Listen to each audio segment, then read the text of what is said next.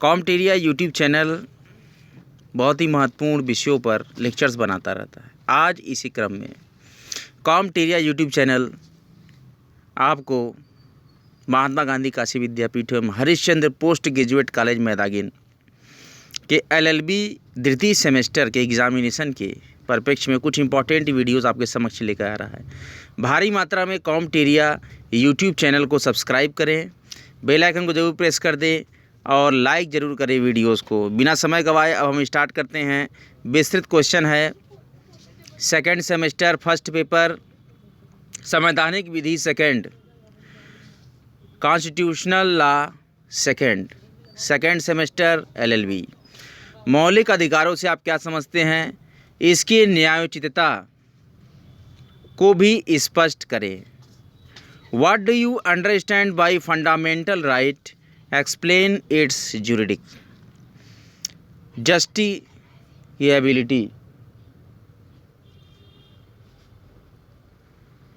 मूल अधिकार ऐसे आधारभूत अधिकार हैं जो व्यक्तियों के बौद्धिक, नैतिक और आध्यात्मिक विकास के लिए आवश्यक है। इनके अभाव में व्यक्ति का बहुमुखी विकास संभव नहीं है। मूल अधिकारों की प्रवृत्ति और महत्व का उल्लेख करते हुए न्यायमूर्ति PN भगवती कहते हैं कि मूल अधिकारों का उद्गम स्वतंत्रता का संघर्ष है। ये देश की जनता द्वारा वैदिक काल में संजोए गए आधारभूत मूल्यों का प्रतिनिधित्व करते हैं। ये मानव अधिकारों के आधारभूत ढांचे के आधार पर गारंटी का एक ताना बाना बुनते हैं और व्यक्तिक स्वाधीनता पर इसके विभिन्न आयामों में अतिक्रमण न करने की राज्य पर नकारात्मक बाध्यता अधिरोपित करते हैं।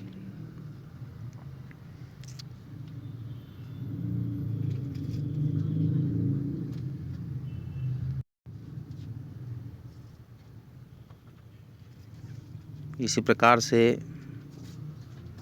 आप देख सकते हैं, बहुत ही महत्वपूर्ण प्रश्न। मूल अधिकार की न्यायोचितता के संदर्भ में AK गोपालन बनाम state of Madras AIR 1950 SC 27 के मामले में कहा गया है कि संविधान में मूल अधिकारों को समाविष्ट करने का एक कारण ये है कि विधानमंडल में बहुमत प्राप्त होने पर भी सरकार इन अधिकारों का अतिक्रमण नहीं कर सकती।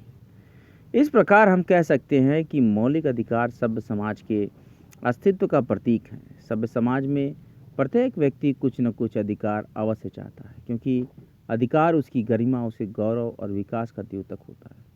मौलिक अधिकारों से व्यक्ति का न केवल शारीरिक और मानसिक विकास होता है, अपितु इनसे व्यक्ति को समाज में एक विशिष्ट स्थान भी मिलता है। मौलिक अधिकारों का महत्व खास तौर से ऐसे देशों के लिए और भी अधिक होता है जिन्होंने लंबी दासता या परतंत्रता के बाद स्वतंत्रता प्राप्त की। इस प्रकार से हमने जो प्रश्न पढ़ा, मौलिक अधिकारों से आप क्या समझते हैं, इसकी न्यायोचितता को भी स्पष्ट करें। What do you understand by fundamental rights and explain इस जस्टिफिएबिलिटी। इस प्रकार से कॉमटेरिया एक विस्तृत प्रश्न पर चर्चा किया है। अगले विस्तृत प्रश्न पर फिर कॉमटेरिया चर्चा करेगा। ला के स्टूडेंट्स बराबर बने रहें और देखते रहें कॉमटेरिया यूट्यूब चैनल को, और बराबर इसी प्रकार के प्रश्नों को देखने के लिए ट्यून करते रहें हमारे चैनल को। अब हम वीडियो को विराम नहीं देंगे, अभी हम एग्ज़ामिनेशन आ गए हैं, इसलिए अगले प्रश्न पे चलते हैं कि निम्न संवैधानिकता सिद्धांतों पर संक्षिप्त टिप्पणी लिखें। ये जो निम्न संवैधानिक सिद्धांत दिए गए हैं उस पर संक्षिप्त टिप्पणी लिखना है। इसमें पहला है आच्छादन का सिद्धांत, दूसरा है छद्म विधायन का सिद्धांत, तीसरा है पृथक्करणीयता का सिद्धांत और चौथा है सार तत्व का सिद्धांत, और इसके बाद पांचवा है अभित्यजन का सिद्धांत। Write short notes on the following constitutional doctrines. First, doctrines of eclipse. Second, doctrine of colourable legislation. Third, doctrine of separability. And fourth, doctrine of pitch and substance. And fifth, doctrine of Weber. सबसे पहले हम चर्चा करेंगे doctrine of eclipse पे आच्छादन का सिद्धांत। आच्छादन का सिद्धांत संविधान के अनुच्छेद 13 खंड 1 से संबंधित है। अनुच्छेद 13 खंड 1 के अनुसार इस संविधान के लागू होने से ठीक पहले भारत के राज्य क्षेत्र में प्रवृत्त सभी विधियां उस सीमा तक शून्य होगी जिस तक वे इस भाग 3 के मूलाधिकार के उपबंधों से असंगत हैं। संविधान लागू होने से पूर्व भारत के नागरिकों को मौलिक अधिकार यानी फंडामेंटल राइट्स उपलब्ध नहीं थे। संविधान का अनुच्छेद 13 खंड 1 संविधान से पूर्व निर्मित विधियों को शून्य नहीं बनाता है। ये विधियां यथावत बनी रहेंगी, परंतु उनका वह अंश अप्रभावी या शून्य होने से निरस्त समझा जाएगा जिनकी संविधान के भाग 3 में प्रदत्त मूल अधिकारों से प्रभावित हैं। संविधान से पूर्व निर्मित विधियां उन पर मूल अधिकारों की छाया या ग्रहण की सीमा तक अप्रभावी होंगी। संविधान लागू होने के पश्चात संविधान से पूर्व लागू विधियों पर मौलिक अधिकारों का ग्रहण लग जाता है तथा ये विधियां इस ग्रहण या छाया की सीमा तक निष्प्रभावी समझी जाएंगी। अनुच्छेद 13(1) में संविधान पूर्व निर्मित विधियों को पूरी तरह निष्प्रभावी नहीं बनाया है, बल्कि उनके मूल अधिकारों से प्रभावी होने की सीमा तक निष्प्रभावी बना देता है। ऐसी विधियां प्रारंभ से निष्प्रभावी या प्रभावी होने की सीमा तक निष्प्रभावी बना देता है। ऐसी विधियां प्रारंभ से निष्प्रभावी या शून्य नहीं होती, लेकिन संविधान पूर्व अधिकारों और उत्तरदायित्वों के निमित्त जीवित रहते हैं। यदि संविधान संशोधन के माध्यम से संविधान पूर्व प्रवृत्त विधियों पर से छाया या ग्रहण उठा लिया जाता है तो ये विधियां जीवित हो उठती हैं। ऐसे सिद्धांत को भीखाजी बनाम मध्य प्रदेश राज्य AIR 1955 सुप्रीम कोर्ट 781 के माध्यम से स्पष्ट किया जा सकता है। इस मामले में एक संविधान पूर्व अधिनियम बरार मोटर यान अधिनियम 1947 राज्य को मोटर व्यापार को अधिग्रहित करने की शक्ति प्रदान करता था। अधिनियम जब बना था विधि मान्य था, पर जब संविधान लागू हुआ तब उसके पश्चात वह आधार शून्य हो गया था। युवा अनुच्छेद 19(1) में प्रदत्त जीविका, पेशा या व्यापार या वाणिज्य करने के मूल अधिकार का अतिक्रमण करती थी। लेकिन सन 1951 में संविधान द्वारा अनुच्छेद 19(1) में संशोधन कर राज्य को किसी व्यापार में एकाधिकार सृजित करने की शक्ति दी गई। उच्चतम न्यायालय के अनुसार इस संविधान पूर्व अधिनियम पर संविधान के अनुच्छेद 19(1) की छाया का ग्रहण लग गया और वह निष्प्रभावी हो गई थी। लेकिन ज्यों ही सन 1951 में संविधान में संशोधन कर उस छाया को दूर कर दिया गया, वह विधि पुनर्जीवित हुई। यह सिद्धांत संविधान प्रवृत्त होने के पश्चात निर्मित असंवैधानिक विधि पर लागू नहीं होता। यह सिद्धांत वहीं प्रयुक्त होता है जहां प्रश्नगत विधि निर्माण के समय संवैधानिक थी, परंतु पश्चातवर्ती परिस्थितियों में उत्पन्न अयोग्यता के कारण दूषित हो गई है। यदि कोई विधि अपने निर्माण के समय ही असंवैधानिक हो तो उसे पश्चातवर्ती संविधान संशोधन द्वारा वैधता प्रदान नहीं की जा सकती है। सगीर अहमद बनाम Uttar Pradesh AIR 1954 supreme court 728 नामक मामले में उत्तर प्रदेश सड़क परिवहन अधिनियम 1951 को अनुच्छेद 19(1) 31(2) और 14 और अनुच्छेद 301 के अतिक्रमण के आधार पर चुनौती दी गई थी। ये एक संविधान के पश्चात निर्मित विधि थी। उच्चतम न्यायालय ने यह विचार व्यक्त किया कि इस असंवैधानिक विधि को किसी संविधान संशोधन द्वारा संवैधानिक नहीं बनाया जा सकता। उच्चतम न्यायालय ने कूली की प्रस्तुत कॉन्स्टिट्यूशनल लिमिटेशन को उद्धृत किया, जो कि निम्न है कि a statute void for unconstitutionality cannot be utilized by subsequent amendment of the constitutional remaining constitutional objections but must be re-amended. A statute void for unconstitutionality cannot be utilized by subsequent amendment of the constitution remaining constitutional objections but must be re-amended. दूसरा है छद्म विधायन का सिद्धांत, doctrine of colourable legislation. हमारा संविधान केंद्र और राज्य विधान मंडलों के मध्य विधायी शक्तियों का विभाजन करता है। प्रथम अनुसूची के अंतर्गत उल्लिखित विषयों पर संसद को अधिनियम बनाने का अधिकार है और द्वितीय सूची में उल्लिखित विषयों पर राज्य विधानमंडल विधि बना सकता है। किसी विधि की संवैधानिकता को इस आधार पर भी चुनौती दी जा सकती है कि क्या संसद या राज्य विधानमंडल ने विधि बनाने में अपनी शक्तियों का अतिक्रमण तो नहीं किया है। विधायी शक्तियों का अतिक्रमण प्रत्यक्ष या अप्रत्यक्ष दोनों ढंग से हो सकता है। कभी कभी ऐसा प्रतीत होता है कि यद्यपि विधानमंडल किसी विधि को बनाने कि ऊपरी तौर पर यानी प्रत्यक्षता भी शक्तियों के भीतर कार्य करता है, तथापि यथार्थ में अप्रत्यक्षता अपनी संवैधानिक विधायी शक्तियों का अतिक्रमण करता है। इस प्रकार के परोक्ष या अप्रत्यक्ष विधायन को छद्म विधायन कहते हैं, यानी कि डॉक्ट्राइन्स ऑफ कलरेबल लेजिस्लेशन।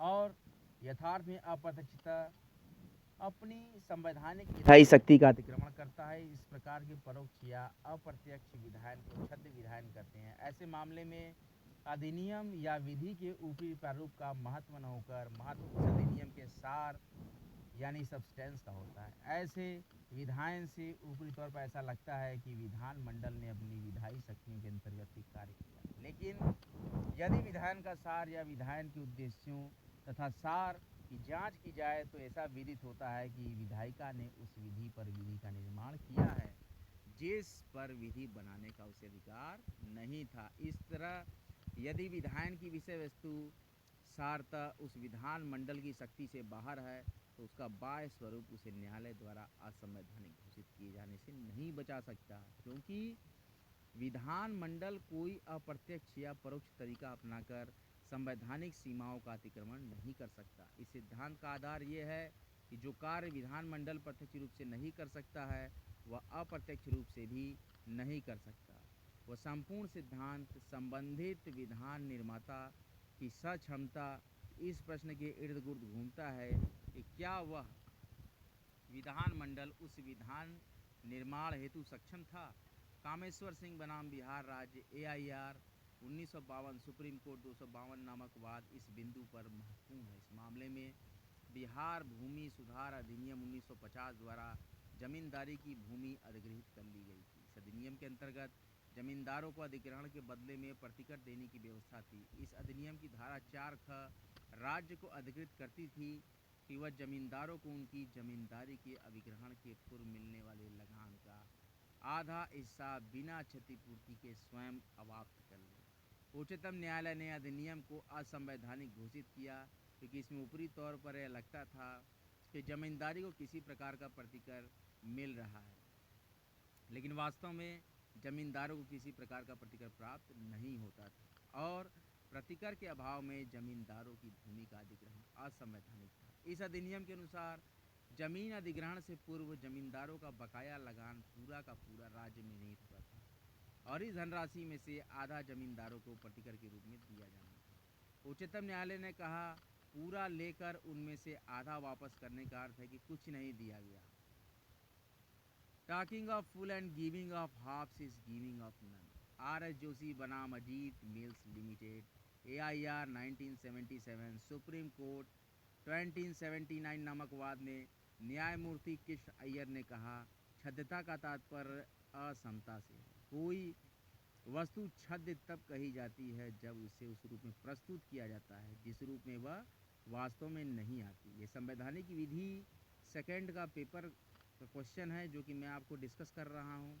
ये हरिश्चंद्र डिग्री कॉलेज और महात्मा गांधी काशी विद्यापीठ से संबद्ध सारे कॉलेजों में LLB सेकेंड सेमेस्टर के होम एग्जामिनेशन के लिए बहुत ही महत्वपूर्ण लेक्चर चल रहा है और इसमें कहा जा कि भारतीय शब्दों में इसे माया कहते हैं। शक्ति विपणन विधि शास्त्र में छद्म क्रियान्वयन या विधायी शक्तियों के साथ छल या संविधान के साथ छल का तात्पर्य ऐसा है कि अक्षमतापूर्ण स्थिति में रहते हुए ऐसी विधि का निर्माण करना मानव उसे निर्मित करने की शक्ति उसे ही थी। ये छद्म विधायन है। कलरेबल लेजिस्लेशन छद्म विधायन। तीसरा है पृथक्करणीयता का सिद्धांत डॉक्ट्राइन ऑफ सेपरेबिलिटी। जब किसी अधिनियम का कोई अंश असंवैधानिक होता है तब यह प्रश्न उठता है कि क्या उस पूरे अधिनियम को ही असंवैधानिक घोषित कर दिया जाए या केवल उसके उसी भाग को अवैध घोषित किया जाए जो संविधान के उपबंधों से असंगत यानी कि इनकॉन्सिस्टेंट हैं। ऐसे मामलों को निपटाने के लिए न्यायालय ने पृथक्करणीयता का सिद्धांत डॉक्ट्राइन ऑफ सेपरेबिलिटी प्रतिपादित किया। इस सिद्धांत के अनुसार यदि किसी अधिनियम का अवैध या असंवैधानिक भाग इसके शेष भाग से बिना विधानमंडल के आशय अर्थात अधिनियम के मूल सिद्धांत को समाप्त किए बिना पृथक किया जाता है, तो वही भाग जो मूल अधिकार से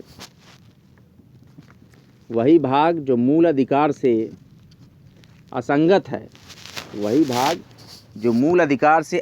है अवैध घोषित किया जाएगा तथा पूरे अधिनियम को असंवैधानिक घोषित नहीं किया जाएगा। दूसरे अर्थों में, यदि किसी अधिनियम का अवैध या असंवैधानिक अंश पूरे अधिनियम से इस अधिनियम के उद्देश्य या आशय को प्रभावित किए बिना पृथक्करणीय यानी कि सेनोरेबल है, तो उस अधिनियम के असंवैधानिक अंश को ही अवैध घोषित किया जाएगा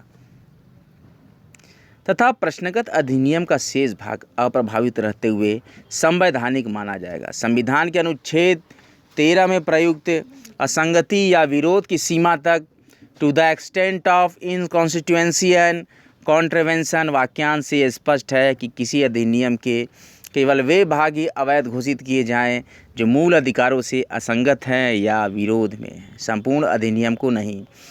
A.K. गोपालन बनाम मद्रास राज्य AIR 1950 सुप्रीम कोर्ट 27 नामक वाद में निवारक निरोध अधिनियम 1950 की धारा 14 द्वारा किसी व्यक्ति की गिरफ्तारी की वैधता की जांच की शक्ति न्यायालय से ले ली गई थी। उच्चतम न्यायालय ने उक्त अधिनियम की धारा 14 को अवैध घोषित किया तथा कहा कि अधिनियम की धारा 14 निकाल दी जाए यानी पृथक कर दी जाए, तो अधिनियम के उद्देश्य या आशय पर कोई प्रभाव नहीं पड़ता।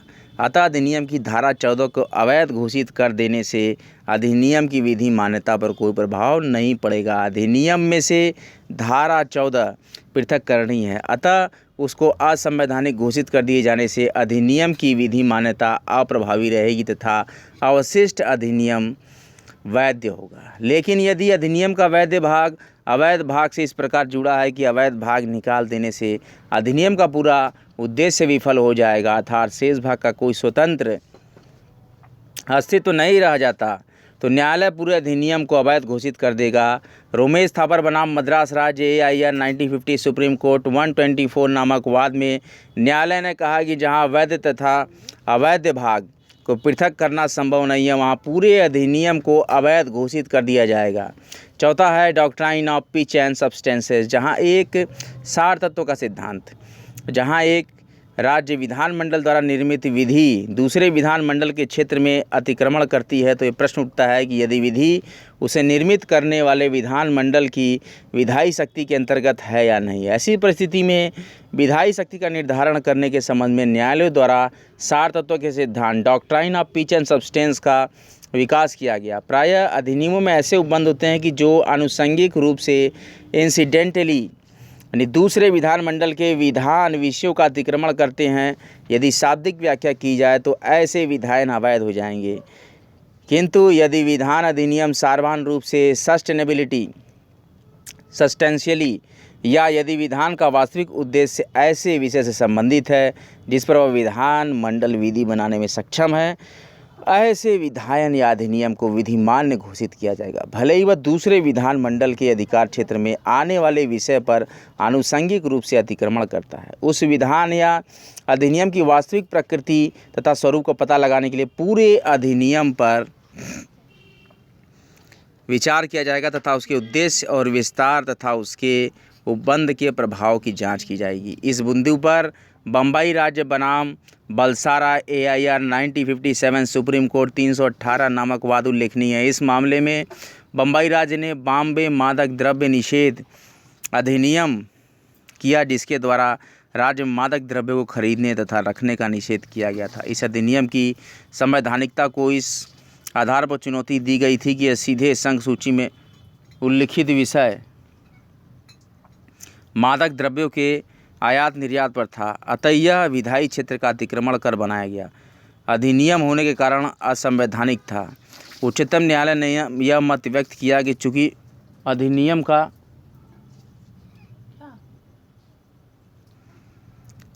का पूर्ण रूप से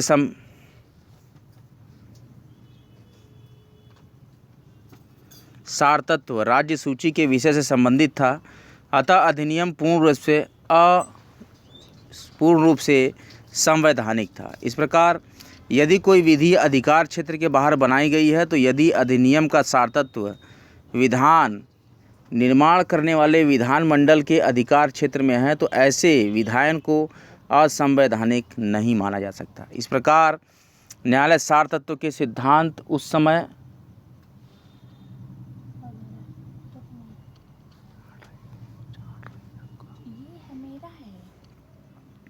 इस प्रकार यदि कोई विधि अधिकार क्षेत्र के बाहर बनाई गई है तो उस अधिनियम का सार तत्व विधान अधिनियम निर्माण करने वाले विधानमंडल के अधिकार क्षेत्र में है तो ऐसे विधायन को असंवैधानिक नहीं माना जा सकता।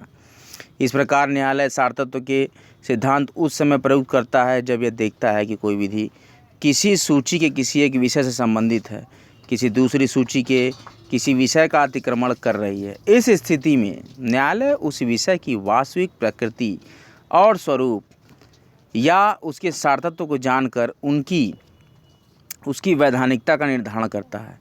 यदि न्यायालय अपने परीक्षण में पाता है कि विधि अपने सार तत्व में उसी विषय से संबंधित है जिस पर वह निर्मित की गई है, मात्र आनुषंगिक ढंग से दूसरे सूची के किसी विषय पर अतिक्रमण कर रही है तो उस विधि को संवैधानिक उद्घोषित करता है। पांचवा है डॉक्ट्राइन ऑफ वेबर, अभित्याजन का सिद्धांत। अभित्याजन का सिद्धांत बहुत इंपॉर्टेंट है। डॉक्ट्राइन ऑफ वेबर भारतीय संविधान में दिए गए मौलिक अधिकारों के परिप्रेक्ष्य में एक महत्वपूर्ण प्रश्न है कि क्या कोई नागरिक उन अधिकारों का अभित्यजन वेवर कर सकता है। कोई भी नागरिक संविधान द्वारा प्रदत्त अपने मौलिक अधिकारों का अभित्यजन नहीं कर सकता। विश्वेश्वरनाथ बनाम commissioner of income tax AIR 1955 supreme court 123 नामक वाद में उच्चतम न्यायालय के न्यायमूर्ति PN भगवती ने कहा कि किसी भी स्थिति में भारत में ऐसा नियम लागू नहीं किया जा सकता जो भाग 3 में प्रदत्त मूल अधिकारों को नष्ट कर दे। न्यायमूर्ति के सुब्बा राव ने भी अभित्यजन के सिद्धांत के विपरीत यह अभिमत व्यक्त किया कि संविधान के भाग 3 में प्रदत्त मूल अधिकारों के अभित्यजन की किसी भी नागरिक को छूट नहीं है, परंतु उसके विपरीत न्यायमूर्ति SK दास का मत किसी भी नागरिक को था कि यदि संविधान किसी व्यक्ति को अधिकार या सुविधा उसी के लाभ के लिए देता है तो वह व्यक्ति अपने उस अधिकार या सुविधा का अभित्याग कर सकता है, परंतु अभित्याग तभी स्वीकार होगा जब यह न तो किसी विधि द्वारा वर्जित हो, न ही लोक नीति व लोक नैतिकता के विपरीत हो। महत्वपूर्ण प्रश्न, निम्न संवैधानिक सिद्धांतों पर संक्षिप्त टिप्पणी लिखें। आच्छादन का सिद्धांत, छद्म विधायन का सिद्धांत, पृथक्करणीयता का सिद्धांत, सार तत्व का सिद्धांत और अभित्यजन का सिद्धांत। Write short note on the following constitutional doctrines: doctrines of eclipse, doctrine of colourable legislation, doctrine of separability, doctrine and pith and substance of pith and substance and doctrine of waiver. कॉमटेरिया YouTube channel नित्य निरंतर बहुत ही आकर्षक lectures लेकर आता है। कॉमटेरिया यूट्यूब चैनल महात्मा गांधी काशी विद्यापीठ और हरिश्चंद्र पोस्ट ग्रेजुएट कॉलेज के LLB सेकंड सेमेस्टर के बहुत ही इंपॉर्टेंट 2 क्वेश्चंस को डिस्कस किया। इसमें कि दूसरा क्वेश्चन ये था जो मैंने आपको बताया। इसके बाद पहला क्वेश्चन क्या था? पहला क्वेश्चन था मौलिक अधिकारों से आप क्या समझते हैं, इसकी न्यायोचितता को भी स्पष्ट कीजिए। What do you understand by fundamental rights, explain its justiciability. इस तरह से भारी मात्रा में चैनल को सब्सक्राइब करें और ला के स्टूडेंट्स इसका लाभ उठाएं। लेक्चर्स को बराबर सुनते रहें। चैनल को लाइक करें, सब्सक्राइब करें और बेल आइकन को जरूर प्रेस कर दें। जय माँ गंगा, हर हर महादेवा।